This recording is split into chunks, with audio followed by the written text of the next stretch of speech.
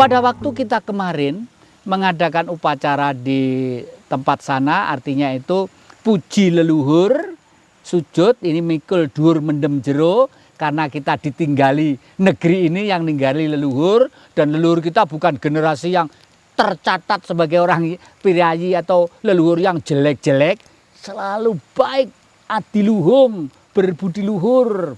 Buktinya apa? Aksara, sastra, dan peninggalan-peninggalan semuanya demi peradaban kemanusiaan. Apa daibat? Oleh karena itu setelah kita sesaji di tempat itu, dan ingat kemarin sudah kami katakan, kalau yang Maha Kuasa tidak butuh bunga, tidak butuh tumpeng, tidak butuh ingkung, tidak butuh dupa, karena semua diciptakan oleh beliau. Tapi manusia ini kan punya etika dan norma. Kita hidup tidak sendiri, apalagi bangsa kita selamanya sadar bahwa hidup itu ada kehidupan lain. Baik itu yang tercipta sebelum kita, ataupun para leluhur yang masih harus meneruskan perjalanan sukmanya. Itu grade-nya macam-macam. Maka dari itu malam harinya kita akan mengadakan pagelaran, yaitu wayang dengan lakon Pandu Swarga. Intinya siapa yang mengangkat leluhur kita dalam kemuliaan kembali ke hadapan Sang Maha Kuasa?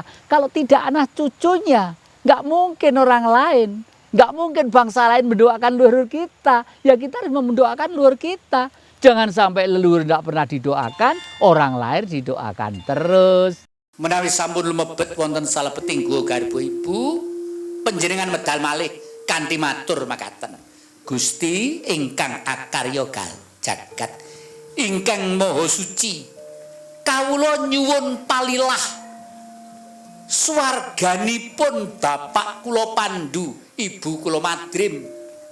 Sesampun mipun nyuwun palilah nyowanaken raganipun bapak kula Pandu, raganipun ibu kula Madrim. Nalika dipun nampili kalian jagat raga menika dipun nampili jagat, dipun sowanaken malih dhateng Sang Hyang Siti, Eyang Siti, Eyang Tirta, Eyang Bayu, Eyang Dauna, Eyang Surya. Mangke menawi sampun makaten, Rama Ibu Paduka menika sukma sejatinipun sampun badhe lepas dhateng gondelaning sifat ingkang tesih binuntel daya pikir duk nalikaning gesang. Yen mangkono ndak lakonane Ibu Kunti Talibrata, aku sowan Ibu.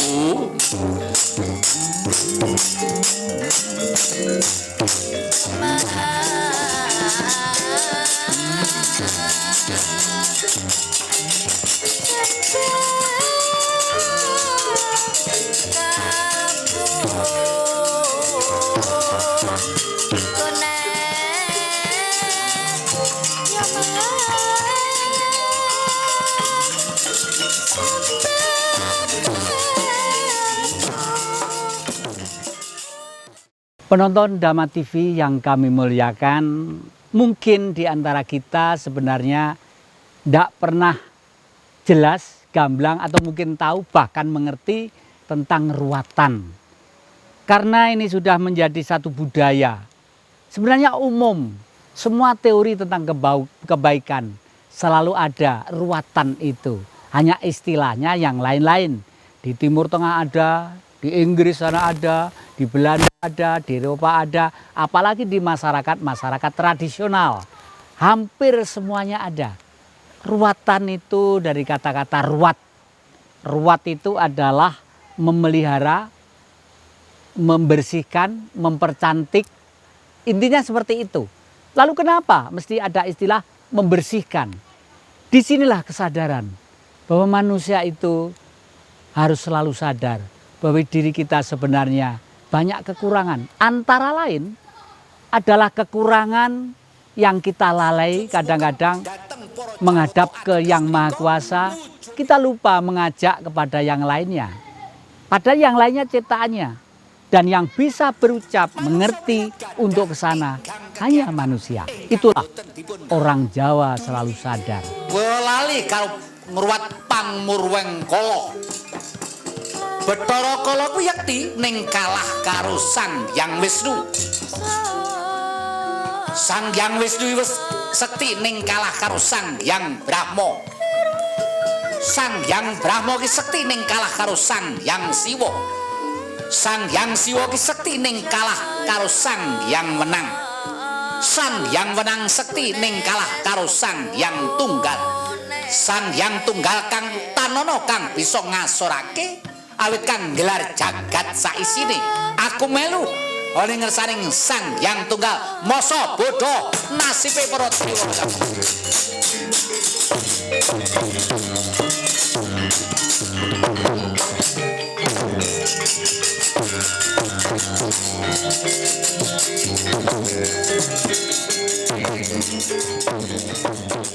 Oleh karena itu, perwujudan dari keimanan yang dicurahkan dalam bentuk kehidupan sehari-hari atas kesadaran bahwa ciptaan dari Yang Maha Kuasa dan diberi kemurahan olehnya dan diberi kebahagiaan hidup sesuai dengan apa kemauan kita, salah satunya adalah mengadakan upacara yang dinamakan ruwatan. Nah, di dalam ruwatan ini digambarkan seseorang ini pengen membersihkan diri dari unsur-unsur negatif.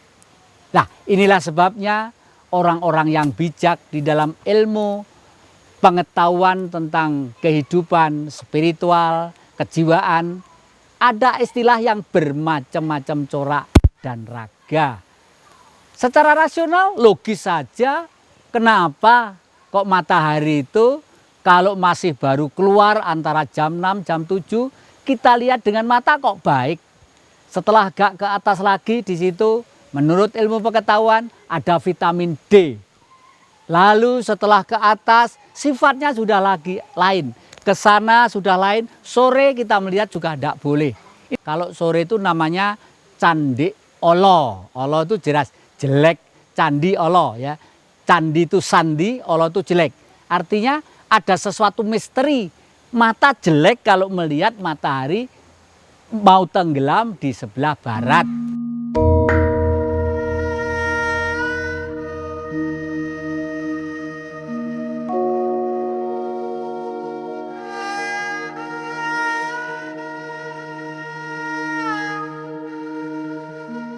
Sekedar melihat ya matahari terbenam, ya tidak apa-apa, asal tidak melihat dengan fokus. Nah, artinya alam itu sebenarnya mempunyai sifat. Demikian juga orang lahir, demikian juga waktu kehidupan. Alangkah baiknya kalau kelahiran yang dianggap sebenarnya dalam ruwatan, kalau menurut Jawa yang sejati, anak 2 diruwat, laki perempuan diruwat, 1 diruwat, untang-anting kebanting, gondono dini, pendowo, pendawi, dan lain sebagainya diruwat. Sebenarnya keistimewaan itu kalau tidak dimanage, dipelihara dengan baik, itu justru akan menimbulkan suatu kehidupan yang tidak pernah dibayangkan. Misalnya untang-anting, anak cuma 1, hanya 1. Anak 1 biasanya kan manja. Kalau manja biasanya perilakunya kalau nggak ditata budi pekertinya sejak awal, dia akan minta sembarang semaunya sendiri. Ya kalau orangnya mampu, kalau tidak mampu, katakanlah orangnya kaya. Ya kalau kayanya dengan keringat. Ya, kalau kayanya agak sembrono, nanti jangan-jangan maaf, mampu mau mengambil orang lain, mau ini dan lain sebagainya. Nah, meruat salah satu budaya di antara hidup Jawa dengan lambang-lambang wayang yang ditontonkan dengan beberapa sesaji yang diperuntukkan kepada siapa saja yang selama ini di luar kehidupan kita. Ucapan rasa terima kasih sekaligus di dalam syarat-syarat sesaji itu adalah pendidikan, ya. Misalnya tumpeng robyong atau ingkung. Tumpeng robyong tuh ada yang ini, ada yang kayak gunung, ada di bawahnya tuh lauk pauk. lauk pauk terdiri dari ini, daun-daunan, dari buah-buah tertentu, kacang-kacangan. Dan ini biasanya dikasih lombok merah begitu ya. Ada lombok merahnya. Itu artinya apa? Inilah negeri kita. Tentang makan, sayur-sayuran, semua serba ada disiapkan untuk kita. Dan itu dari apa? Dari siapa? Dari kerucut tek dalam satu titik. Sopo iku sing ngecat abange Lombok. Ayo, siapa tahu yang membuat merahnya Lombok? Lombok itu kalau ndak hijau, warnanya udah dari hijau, kuning, merah. Umumnya seperti itu. Ndak ada Lombok lorek, itu ndak ada ya. Tetapi anehnya juga tanah kita 1 meter persegi misalnya ya. Kita tanami dengan bermacam jenis, ada tomat, ada jambu, ada padi, ada singkong, 1 meter. Loh, kenapa tumbuhnya mesti lain-lain? Yang padi tetap merasa padi, ya. Yang tomat merasa tomat, yang singkong merasa singkong. Artinya, hidup ini sebenarnya bukan sulapan. Hidup ini adalah evolusi, aksi dan reaksi. Meskipun Sang Maha Pencipta yang menciptakan, tetapi titah-titah primer atau makhluk-makhluk yang tidak kelihatan inilah, mulai dari alam kadewatan yang tinggi sampai mereka yang tertendah, mereka mempunyai kewajiban masing-masing. Fungsinya satu, mengabdi kepada manusia. Nah, ruatan di samping mengingatkan kepada kita pelaku yang diruat, sekaligus kita mengucapkan terima kasih. Dan yang diruat biasanya kalau orang bersih itu tidak mungkin punya cita-cita, udahlah negara Indonesia itu tawur aja, udahlah kita itu rebutan panganan aja, nanti kalau makan nunggu aja orang lain memberi amal-amal seleranya setahun sekali. Tidak seperti itu kan, semua mesti punya cita-cita. Alangkah indahnya kalau kita hidup damai, sejahtera, kesejahteraan, kedamaian, dan kemerdekaan ada di negeri kita. Nah, ruatan tidak harus mengeluarkan biaya besar. Ada ruatan yang dengan doa, ada ruatan dengan pagelaran, ada ruatan dengan corak ragam. Tapi semua intinya sama. Hanya kebetulan yang berada di Pulau Jawa ini melakukan ruatan seperti itu. Biasanya adegannya dalam ruatan ini yang asli, ya, yang sekarang kan Bathara Kala itu ngejar-ngejar anak buahnya yang dipimpin oleh ibunya. Dia kawin dengan ibunya Uma, begitu, hidup bersama-sama. Dia mempunyai anak, ya, anaknya itu biasanya mengejar-ngejar anak-anak yang nakal-nakal, orang yang salah-salah atau kelahiran salah akan menjadi mangsanya. Ini yang tidak cocok dengan konsepsi Jawa. Karena ini seakan-akan menghapus kebenaran. Seakan-akan Purwakala itu hanya kelompok-kelompok ambisius yang pengen memangsa kepada umat manusia, padahal manusia makhluk yang dimuliakan oleh Sang Maha Kuasa. Padahal titah primer mengabdi kepadanya. Ini dirubah. Nah, di dalam Padepokan Wangon ini mulai meluruskan kembali bahwa ontang-anting istimewa. Bagaimana tidak istimewa? Wong anak cuma 1. Nanti kalau ke dokter cuma membiayai 1, ya toh. Nanti sekolah cuma membiayai 1. Hartanya bisa ditabung untuk kesejahteraan. Mungkin kalau lebih dibagikan kepada mereka, ya, yang belum mampu dan belum punya. Itu konsepsi ini di Jawa sudah ada, kegotong royongan sebagai embrio lahirnya Pancasila. Anuman, aku rene ora bakal paring wahyu. Aku mrene ora bakal paring kanugrahan. Aku mudhun ing Arcapada dadi dutaning Rama Pikulun Pramesti Guru sing isine supaya Bratasena ing galeren anggone madeg pandhita malah ngaku dadi jeneng dewa awit kahyangan Salendra Bawana saiki akeh tanem tuh sing padha alum widodara widodari kabeh padha ora bisa nglawat nganti kaya-kaya wis kelangan bayu sunune. Nggih nyuwun pangapunten. Yektosipun kula menika namung sak dermi dados cantri ing Profesor Dr. Adolf Sebastian dari Jerman dalam bukunya yang dibuat sekitar tahun 1890-an, beliau mengatakan, kalau anak cucu bangsa yang ada di ujung sungai Indus, ya, Indus Island, ya, ujung sungai Indus artinya palung dari Gangga sana, dari di India, itu ada di sini lalu menjadi pulau-pulau ini. Jadi kalau kita sekarang berantas seperti Sidoarjo itulah. Itu dulu itu adalah delta. Kita menjadi pulau-pulau ini sekarang. Dan sebelum itu ada Atlantik yang di sini pula. Tapi yang terakhir menjadi itu. Beliau mengatakan, kalau anak cucu bangsa-bangsa yang ada di negeri Indus Island, ya, islands itu pulau, ya, Indus itu sungai ini, sungai Indus dari India, sekarang aja jadi Sumatera, Jawa sendiri. Dulu begitu. Nah, ini nanti bangkit, orang sedunia itu tidak ada yang mengalahkan. Karena apa? Ya karena semua kidung tadi itu disairkan di sini. Dan kidung yang menjadi Mahabharata dan Ramayana dari Begawan Walmiki yang ada di Indonesia, sekarang sudah mulai kita gali lagi pelan-pelan. Beliau ternyata nama aslinya adalah Romo Simo Singoro Wonokerto. Anggenipun gelar perang agung duk nalikaning sekipu minggah wonten ing Kayangan, Prabu Nirwata Kawaca sagedipun perjayani dening Pasopati, dening menapa janjinipun dewa nalika samanten badhe ndamel pangayoman katentreman tumraping para kawula dasih, ning nyatanipun kok mboten. Pramila menawi mboten pikulun pramesti guru piyambak ingkang mandhap, kula mboten saged nampi pikulun. Anuman, kowe iki ngerti kok, sing teka iki para dewa. Aku dewaning geni. Aku sing jaga kawah candra di muka. Iki kunci-kuncine tak gawa.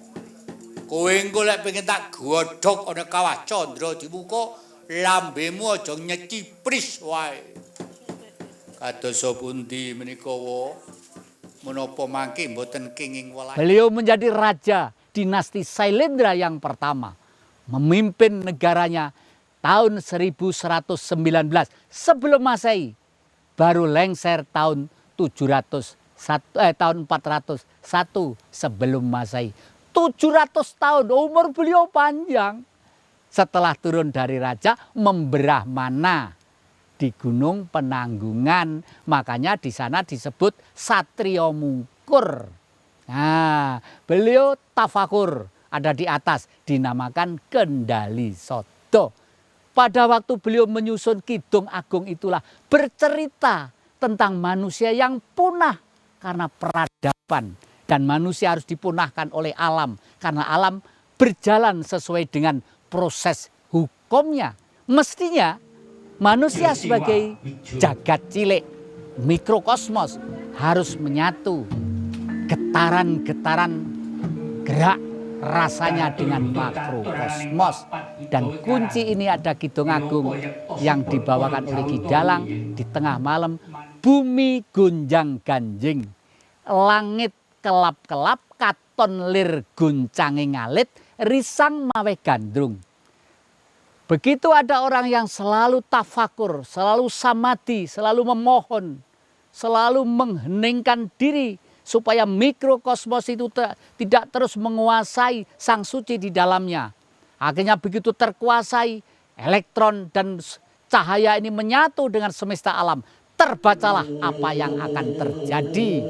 Nah, bumi gonjang ganjing, ini gempa bumi besar, langit kelap-kelap, halilintar besabaran, tawar, katon lir guncanging alit, kelihatan hati kecil, risang mawe gandrung. Artinya selalu sujud, bukan gandrung karena wanita. Oh itu Maharsi Agung kok, Begawan Walmiki, sang Brahmana. Ini gitu ya. Itu begitu lalu diajaklah mereka untuk menyelamatkan diri di suatu tempat di gunung yang kiri kanannya subur, airnya gemerisik, tanahnya gemah ripah loh Cinawi. Ki Dalang mengatakan surep Toto Pitono anenggih negaripun ingkang kaika adi dasa purwa eka sawiji adilinuwih dasa 10 purwa wiwitan.